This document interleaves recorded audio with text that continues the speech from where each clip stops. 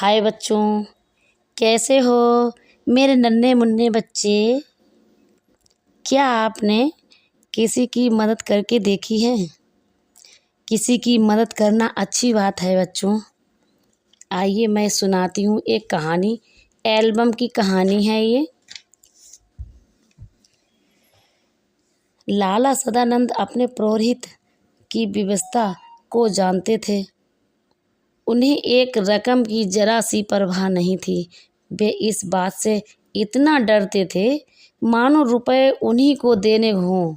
इसलिए पंडित जी शादीराम के दिल को शांति नहीं थी। वे सोचा करते थे कि ये कैसे भले मानस हैं जो अपनी रकम के बारे में मुझसे बात तक नहीं करते। लाला सदानंद की भलाई के सामने वे आंख न उठा पाते थे। एक दिन लाला सदानंद किसी काम से पंडित जी शादीराम के घर गए। उनकी अलमारी में कई सौ बंगला हिंदी और अंग्रेजी की मासिक पत्रिकाएं देखकर बोले, ये क्या है पंडित जी? पंडित जी शादीराम ने उत्तर दिया, ये पुरानी पत्रिकाएं हैं बेटा। बड़े भाई को पढ़ने का शौक था, वही पत्रिकाएं मंगवाते थे। वे जब जीवित थे तो किसी के हाथ नहीं लगने देते थे। अब उन्हें कीड़े खा रहे हैं, कोई पूछता तक नहीं है। रद्दी में क्यों नहीं बेच देते?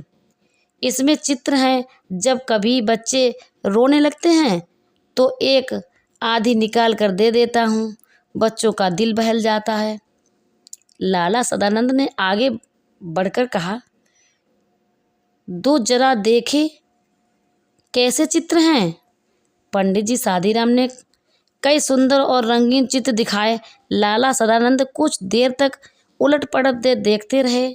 सहसा बोले, ये चित्रकला के बढ़िया नमूने हैं। अगर किसी शौकीन को पसंद आ जाए तो 2000 रुपये बड़ी आसानी से कमा सकते हो। पंडित जी शादीराम ने एक ठंडी सांस भरकर कहा, ऐसे भाग्य होते तो ये धक्के नहीं खाते फिरता। लाला सदानंद बोले, एक काम करो। क्या?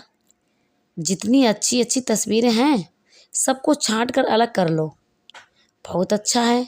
जब यह सुन चुके तो मुझे कहलवा देना। आप क्या करोगे? मैं उनकी एल्बम बनाऊंगा और सबकी तरफ से विज्ञापन दे दूंगा। हो सकता है ये विज्ञापन किसी शौकीन के हाथ पड़ जाए और आप 2-4 हजार रुपये कमा सकते हैं। तस्वीर बहुत बढ़िया है। पंडित जी शादीराम को यह आशा नहीं थी कोयले की खान में हीरा मिल जाएगा। घोर निराशा से सभी द्वार बंद कर दिए गए। लाला सदानंद के कहने से पंडित जी दिन भर बैठकर तस्वीरें छांटते रहे। शाम तक 200 रुपये बढ़िया चित्र जमा हो गए। उस समय वे उन्हें देखकर स्वयं उछल पड़े और उनके मुख पर आनंद आभा नाचने लगी। उन्हें चित्र की तरफ इस तरह देखते मानो उसमें से हर एक में 10 का नोट हो। पंडित शादीराम बच्चों को उधर देखने तक नहीं देते थे। वे सफलता के विचार में झूमने लगे।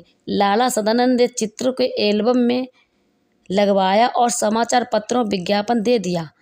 अब पंडित जी शादीराम हर समय डाकिये की प्रतीक्षा करने लगे। रोज सोचते, आज कोई चिट्ठी लेकर आएगा। दिन बीत जाता, कोई चिट्ठी नहीं आती। रात को आशा सड़क की धूल की तरह बैठ जाती। मगर दूसरे दिन लाला सदानंद की बातों में टूटी हुई आशा फिर जुड़ जाती। दिन बीतते गए। आखिर एक दिन शादीराम के भाग्य जागे। कोयला के एक मारवाड़ी क्षेत्र में पत्र लिखा, एल्बम भेज दो, मगर पसंद आ जाएगा तो खरीद लिया जाएगा। पंडित जी शादीराम दौड़ते हुए लाला सदानंद के पास पहुंचे और उन्हें पत्र दिखाया। लाला सदानंद ने पत्र को अच्छी तरह देखा और जवाब दिया, रजिस्ट्री कराकर एल्बम भेज दो। शौकीन आदमी मालूम होता है, खरीद लेगा। और मूल्य लिख दो, 1000 रुपये।